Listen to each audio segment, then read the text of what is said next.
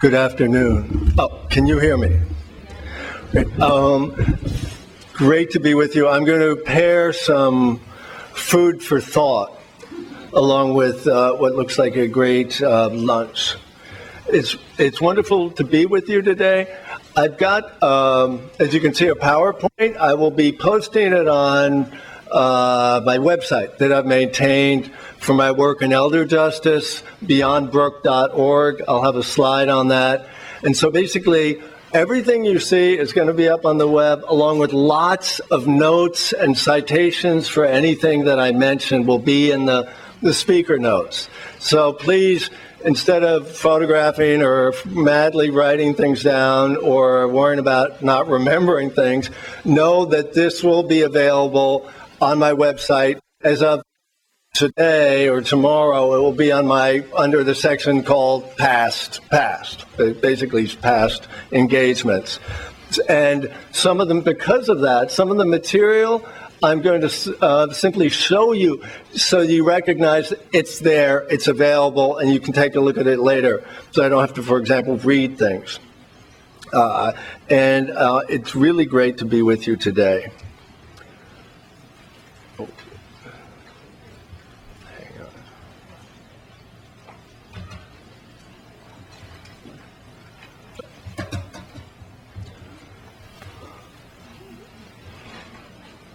See how that is. Yeah, great. So this is, the website is beyondbrook.org. And as you see, they'll be under past. I'll have pretty much at the top a link to the presentation, both as a PowerPoint and as a keynote. My grandmother was born in 1902 in Portsmouth, New Hampshire, but it didn't take her long to set to sea at that point and end up living all around the world. And here she is in Beijing in 1912, where she met the last emperor and where she had some of her real formative years with her understanding on the world, on relationships, and so much that she brought later on to her work in New York City in the arena of philanthropy. In 1962, at age 60, she sat down and wrote one of her first 3 books, Patchwork Child, which chronicles those times in her early years. And you would think that at that point, at 60, it would be time to sort of write your memoir and down. She was just starting. 3 years before, her third husband, Vincent Astor, had died.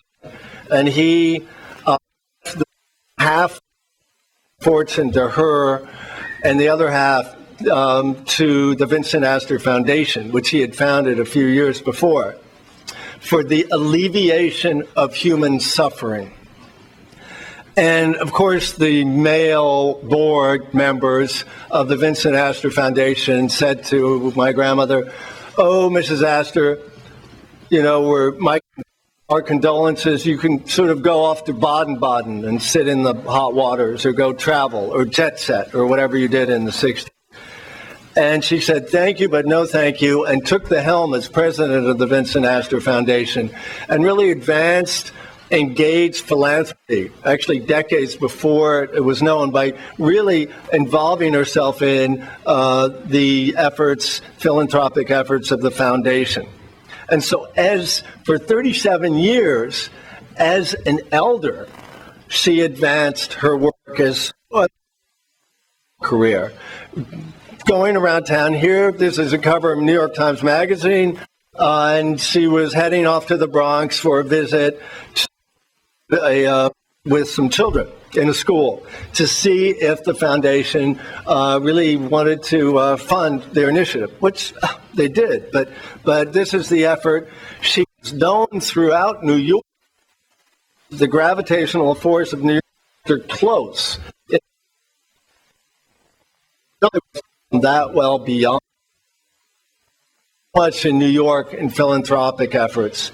And so what happened in 1998 When she was 96, she ended up in Washington being given awarded the Presidential Medal of Freedom by Bill Clinton.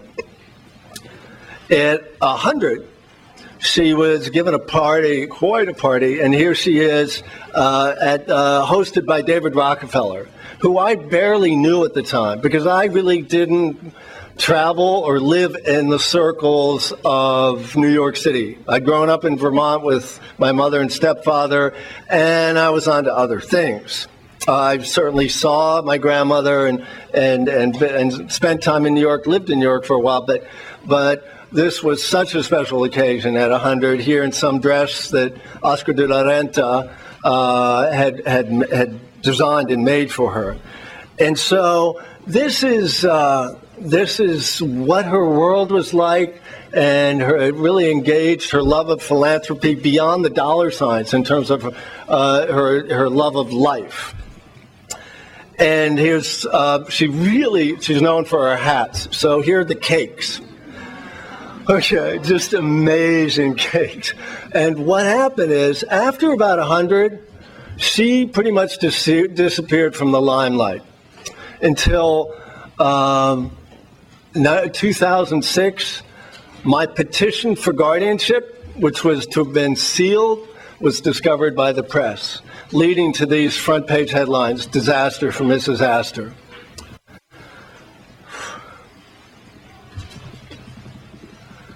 My grandmother would never, ever want to be known as one of America's most famous cases of elder abuse, nor did she, while in the throes of dementia, choose to be victimized, to be deprived, manipulated, and robbed, all as part of what was later characterized as a scheme to defraud by the Manhattan District Attorney Office. Circumstances surrounding my grandmother have informed a timely and timeless cause in elder justice. This is most 104. She unknowingly entered her second encore career, where during the 60s she intentionally advanced the quality of life. At 104, she unintentionally advanced the quality of life at the life. One of the greatest impediments to elder justice is ageism. By example, my grandmother did so much to combat proactively this societal issue through the way she took on each day, year after year, from when she first headed the foundation to when she closed it down in 1997 when she was 95. Yet it's really sad that despite her ageless attitude, she was not protected from abuse. Before I chronicle some of the details of guardianship and other elements, I'd just like to say what this ended up boiling down to is respecting my grandmother's wishes, which she had said to, for example, my brother years before. I want to basically die at my country house. And something she expressed to me with a nod. That's all I got, but that's all I needed. When I asked her, do you want to go back to your country house? And I knew she wanted to. And the other issue, just to play hardball, is the whole issue of ageism. And what happened that ageism, even for my because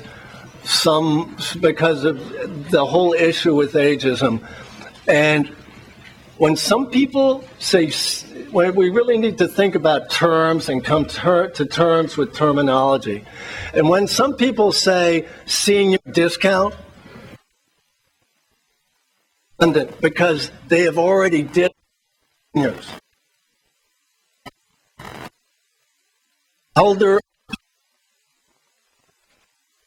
use in Italian means used up, and some people feel elders are already.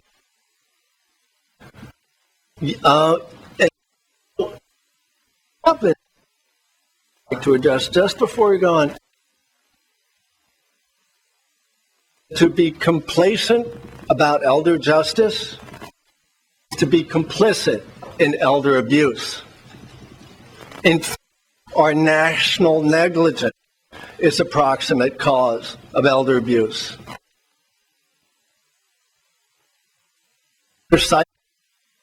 It's natural. But when we turn a blind eye to their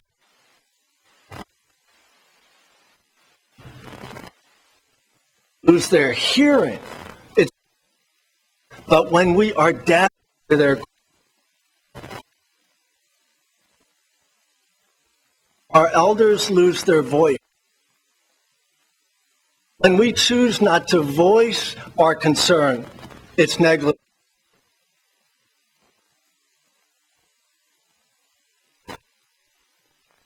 And their assets, it's criminal.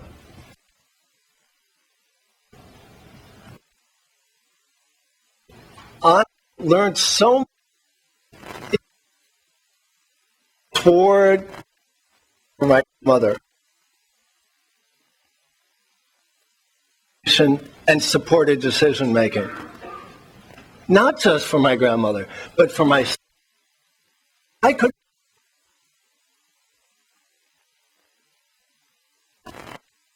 and the moment I was most determined, one of the most determined moments in my life was when I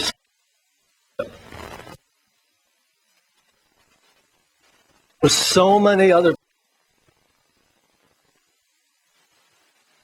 and I have to say that people think, well, I just called up Rockefeller to Lorento, and it took months for me to connect with them. It was only through other staff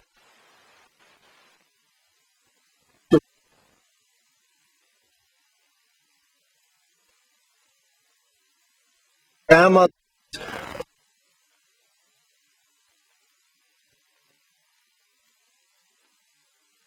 who stood it out, helped my grandma, gave things which were being denied her, that I actually was able to talk with them and seek action. And for what a California judge has termed the ultimate betrayal of trust, which is what my father did, there was an equal measure of trust that was shared between us who were supporting each other during this time. So, Holtzman, who was my guardianship petition lawyer, who, quite frankly, Annette de Laurenta and David Rock paid for, with and Annette was guardian, as proposed in my petition. And we got temporary and eventually permanent board. I'm just going to let you read some of the statements that are pulled from the petition.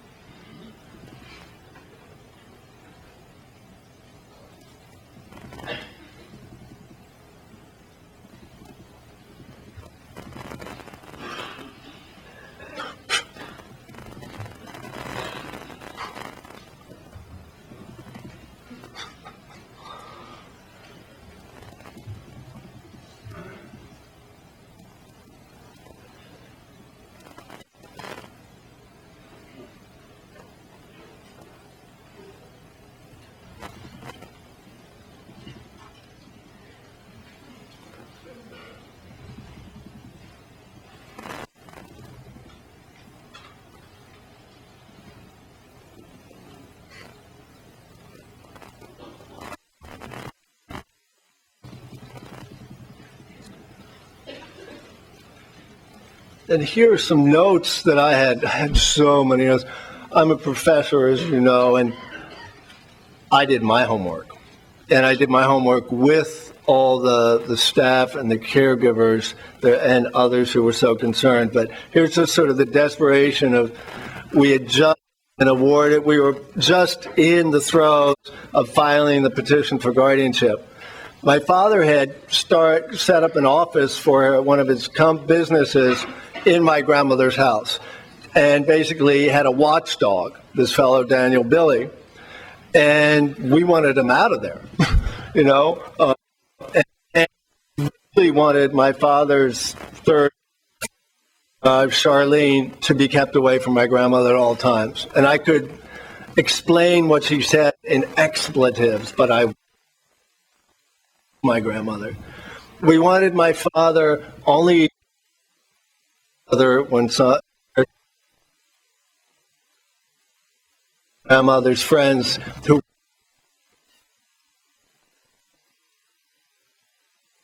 her house open.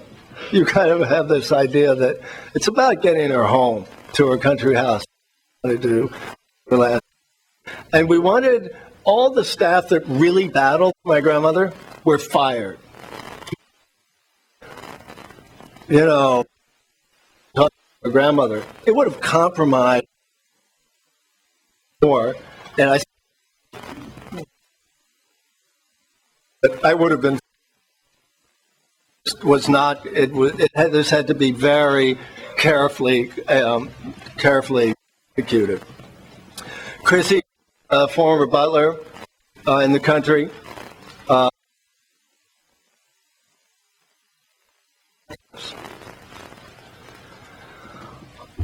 after this experience, I've been reading Ernie Bronfenbrenner, who you can read more in terms of an ecological theory of all of us, but in this case, an ecology. Is advanced by Carl Pilmer in New York, who does so much in this arena, is looking at this approach where we're not talking about one individual in isolation, an elder, as we're speaking about here in our community. We're talking about our ecological approach to elders, which I will detail in a bit more. I'd like to just briefly, these will be around, but there's no doubt in my guardianship, my grandmother was AIP, or allegedly incapacitated person. No one ever contested that at all. That was never an issue, sadly. But there is an issue when there's a sort of, as described so well by Bob, the issue of capacity judgment where somebody either does or does not have capacity, and that triggers all sorts of things, including guardianship, that this is much more nuanced. This up in part with NAPSA, National Adult Protective Service Association, in October, and I also gave the keynote for National Guardianship Association, also in October. What my father did in 2000 is he decided my grandmother was giving too many things away. So he wanted to him, okay? Sorry, but so she wanted to make sure that she was deemed to be. There's a 7-page letter, which you would think have been the smoking gun would have closed this case without a 6-month trial of my father, as happened later. But there's a 7-page letter by really a renowned neurologist, a gerontological neurologist. And my father here is explaining to the neurologist what is happening with my grandmother. And in essence, he was trying to make sure that she didn't have capacity to give things away to other people. That's 2000. In late 2002, 2003, as we will see, he was basically giving himself tens of millions of dollars after he had declared that his mother was delusional. And so early on, I have really consider what happens in terms of capacity if we're addressing capacity of the individual or some greater issues. My father had power of attorney, and I now understand that legal instruments in the hands of perpetrators can be both a weapon and a shield. And in this case, my father used his power of attorney to steal from his mother time and again until I could trump the POA with my guardianship. And here, hopefully you can see it, there were later ones that gave him even greater power, but here he's making an addendum, and if the copy is crooked, so is the intent, okay? This power of attorney specifically authorizes the attorney-in-fact, who of course is my father, to make gifts on the principal on behalf of the principal's family member, including any family member acting as attorney-in-fact, and to charity. And when it comes to charity, he ended up creating his own foundation with his grandmother's money so he could play Mrs. Astor or something. So this is what he's doing, okay? My grandmother really liked going up to Maine. This is a photograph that my brother shot in 1976, and she's peak bagging, or whatever you call it here. And this is her house.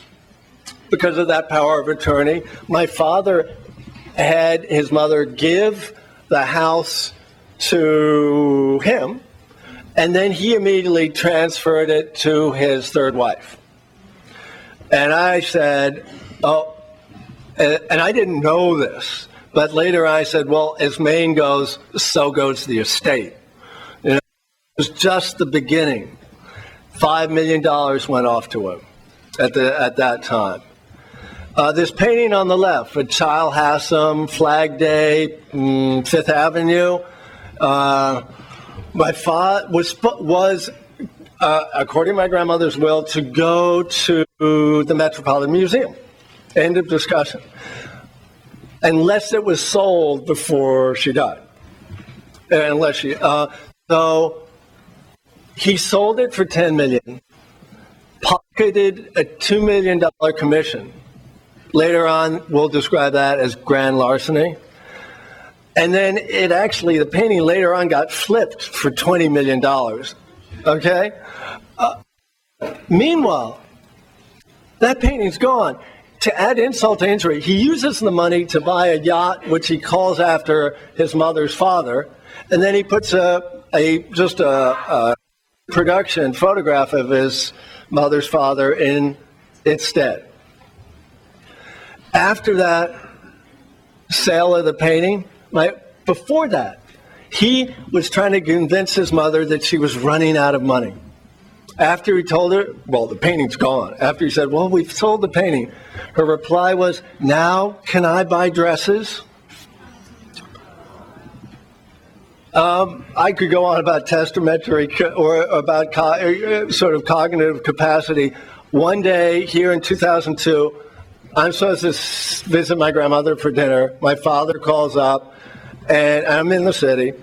My father calls up and says, she's not well, you can't go up. So I said, well, I'll just run uptown with some flowers and leave them at the door with the doorman. So I do that. Doorman, actually there's a program. Anyway, the doorman says, you should call upstairs. So I call upstairs, and staff says, Phillip, come up. Annual Billy Watchdogs, it was late at night. Right? So I go up dressed like this to visit my grandmother. Now, she wouldn't want to see this photograph of her in her nightgown. And I'm showing it to you just as the DA showed it to the jury to explain what was going on. So it's been circulated. Look at me.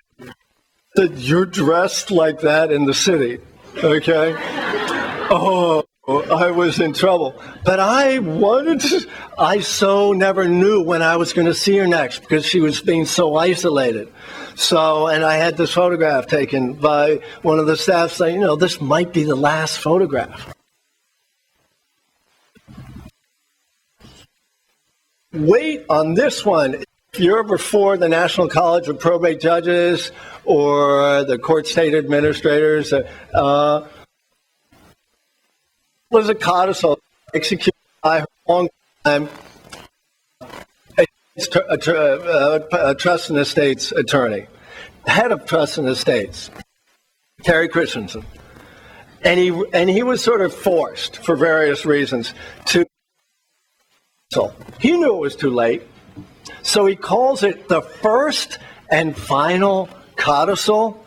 No attorney that has seen this has ever said they've ever heard of it first.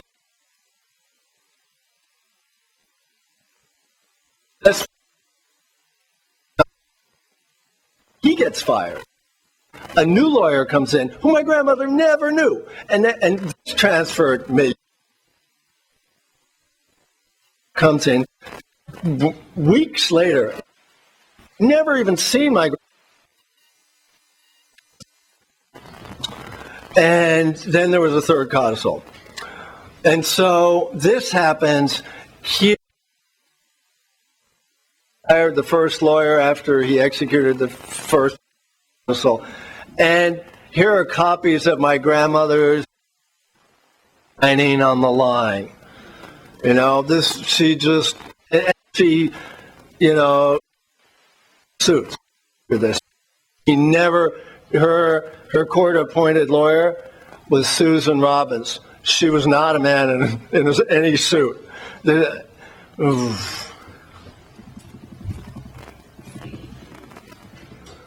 So, my grandmother was in the country in 2005. And because David Rockefeller and Annette de la Renta had insisted to my father that he open up her country house. And he opened it up. She spent the summer there. And then he closed it up. And that was it. He really shuttered it up. And that got David Rockefeller big time. But he figured, family is going to deal with, something's happening with Brooke. But the Rockefeller family is this big. My family, small family, big problems, like 4 immediate blood relatives, which actually makes it simple when I had to make the decision to, there wasn't the maladaptive scheme of adult children or whatever. But Chris gets fired. In the context of guardianship, Chris, he worked in Buckingham Palace. He knew how to respect the wishes of his employee, down to like every single detail on a good day. And he'd done that for my grandmother for a decade. He then had to cope with her in the throes of Alzheimer's. After that 7-page letter that my father wrote to Dr. Phillip, and that when my grandmother was diagnosed with Alzheimer's, what did the staff get? A grocery list of things to watch out for. And if you have any issues, call the lawyer. No help. And so Chris is having to deal with my grandmother in the throes of dementia, knowing what she wanted. And he is really good on describing, the trauma that he was affected, but also his efforts. And I wouldn't be here today if it wasn't for Chris. And I have to thank him. I call him Saint Christopher. But Chris was fired. And after that, so Chris is fired. Chris is gone from my grandmother's life. And then when the nurses later on showed my grandmother a photograph of Chris, she thought he must have died, because why else wasn't he in her life? I tell you, when Chris showed back up on the scene, she knew something had happened. And it had. Guardianship. After closing up the country house, after firing Chris and others, things started to get shredded. I'm a preservationist. I'm an archivist, okay? Archives are important, okay? These are all to be shredded. 72 boxes, another 7, there's many boxes. But shredding wasn't going to be enough for at least one photograph, which the nurses pulled out of the trash, because someone had taken the photograph and ripped it in half and thrown it in the trash, okay? This is the level of contempt that very likely, my father's wife had for my mother. Again, this is will all be up. Basically, filed July 06, Guardianship. December, there was accounting, lots of accounting to deal with. And the judge, as part of that accounting, said that the court appointed court evaluator filed his report after settlement, said that the allegations of intentional elder abuse by the marshals were not substantiated. Okay, we had saved my grandmother, but were we losing the war against the greater cause of for elder justice? Was this going to be like our Plessy v. Ferguson?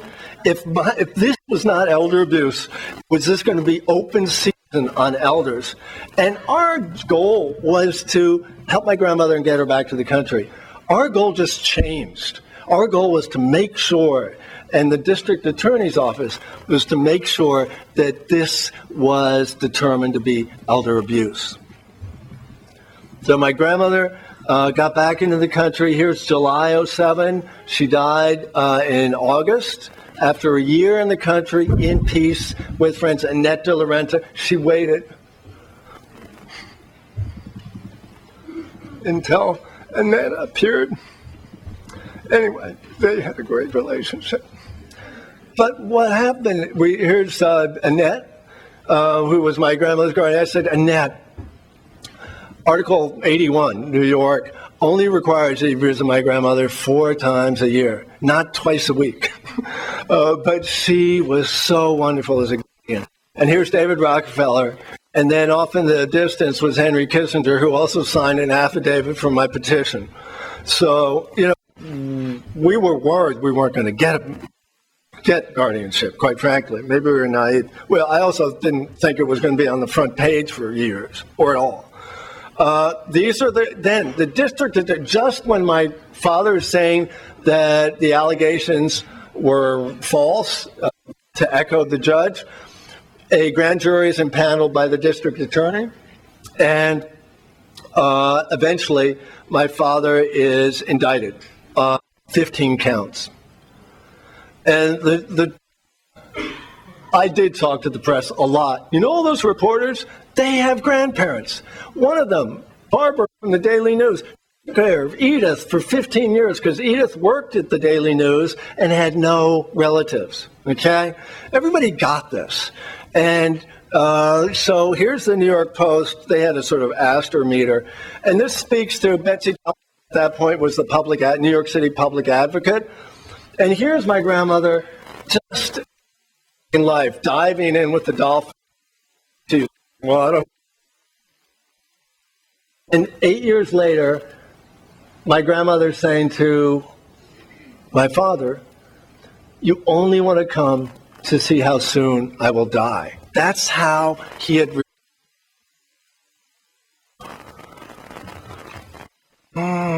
So there was a 6-month trial of my father and one of the lawyers.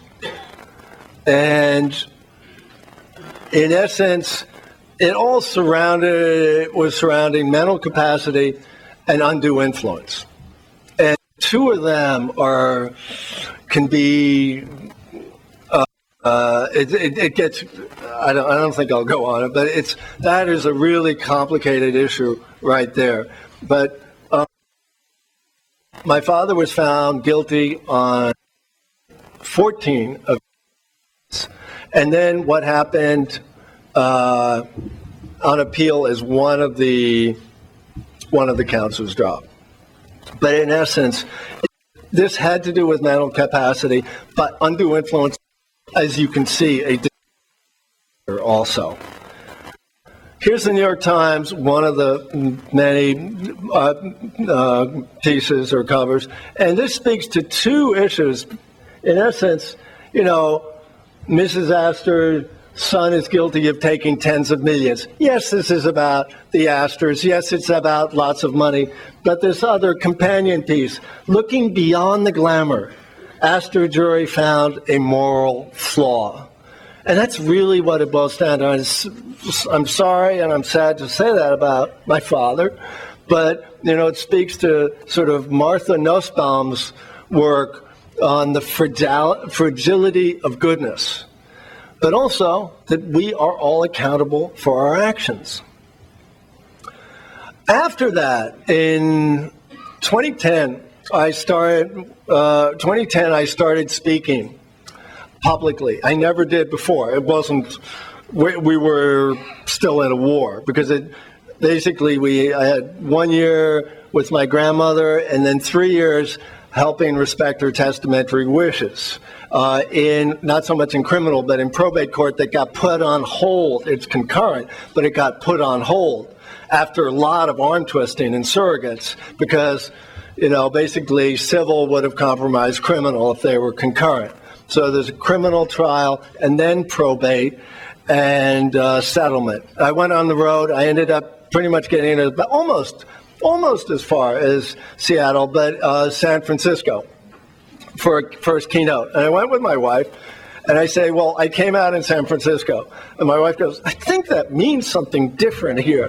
But, it works for me.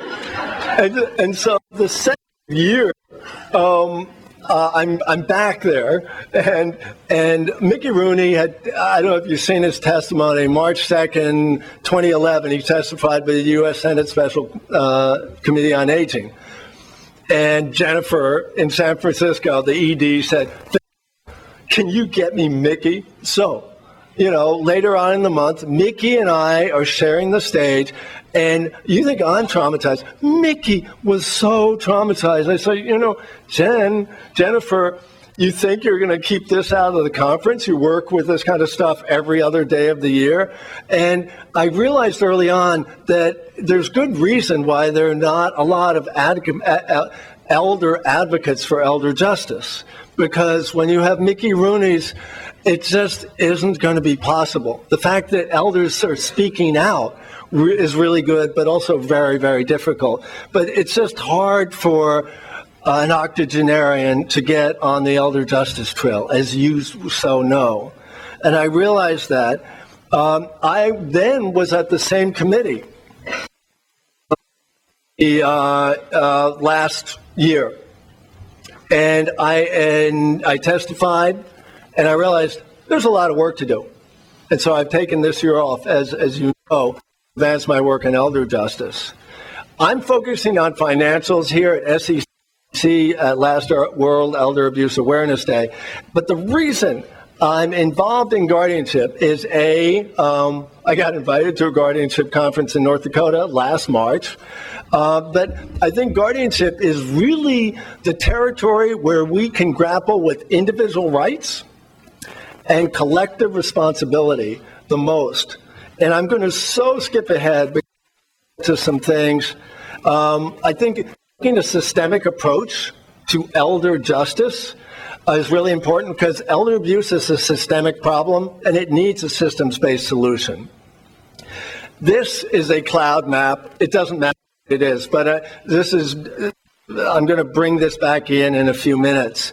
I've been working with APS and multidisciplinary teams, because NDTs are multidisciplinary. What is so great about WINGS is you're taking the same approach, but also placing it into the context of formative engagement of stakeholders all over within the system, both at the local, state, and national level, and through conferences today, for example, as a conference today, it's not just a flash in the pan. It's part of the formative assessment.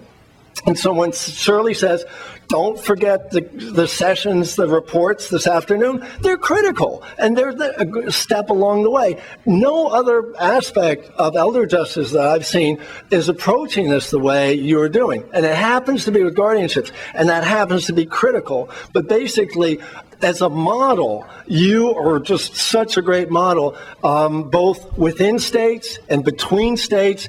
And I know WINGS started with 4 plus 2 semi-WINGS and is now probably up to in the teens.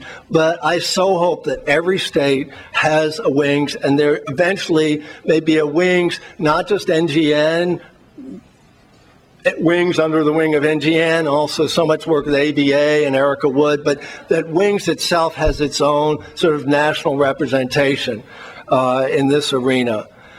At this point, MDTs, there's no guardians as part of multidisciplinary teams, but you know so much. You work with, you know much. A couple weeks ago, I'm with the head of the Guardianship project at the Vera Institute of Justice. She came back to work after taking 6 years off to help two parents, one with Parkinson's, one with Alzheimer's. And she came back to focus. She was working with prisons, death sentence, working with victims' family. Okay, she's doing that stuff. She takes 6 years off. Where does she land herself? In guardianship. Because even though she was a lawyer, she realizes it's not a legal issue. It's a healthcare issue. It's an environment and sort of greater environment, social environment issue. And she knows, and you do too, there's so much you can bring to the table in some ways. But what happens is, because guardianship is seen as a last resort, guardians end up somewhere off, let's say in the lower right here. The fact is that guardians, you all, should be some of the first at the table in terms of discussing what can happen to help elders. And there are a few here, guardianship, last resort, moving forward, okay? I'm going to skip through this, but basically, there's some great stuff from Frameworks Institute on how we think everybody, we have a declaration of independence. It probably should have been a declaration of interdependence, okay?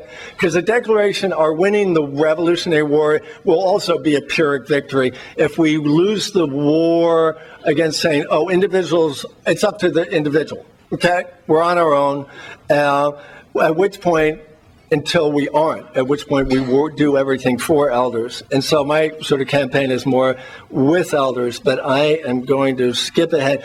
This great study from Gauging Aging. And I am so going to skip ahead, if you bear with me.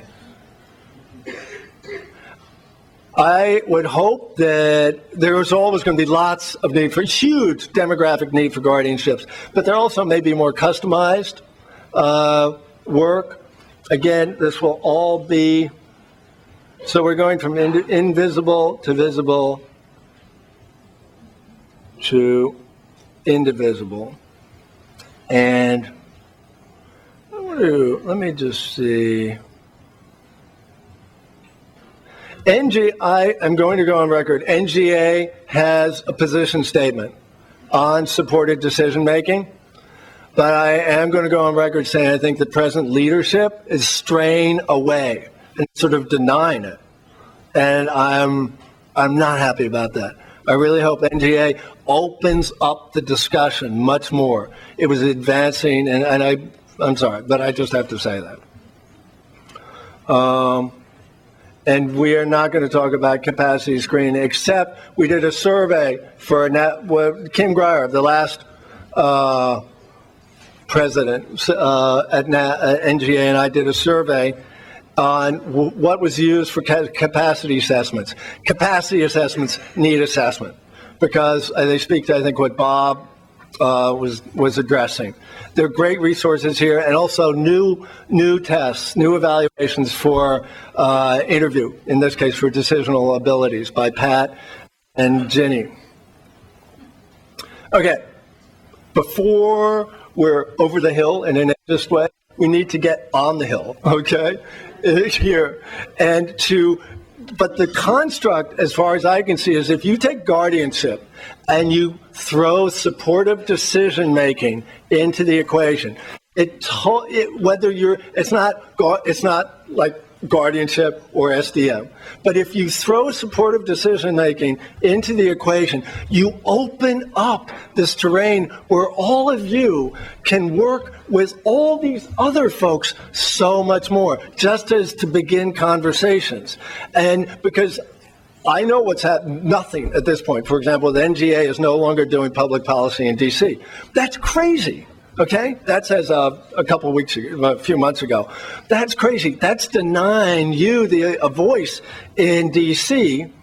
And it's just, this is where, tell me, also, please email me, whatever, or tweet me or whatever. But this is where I see it now. This is where I see the opportunities.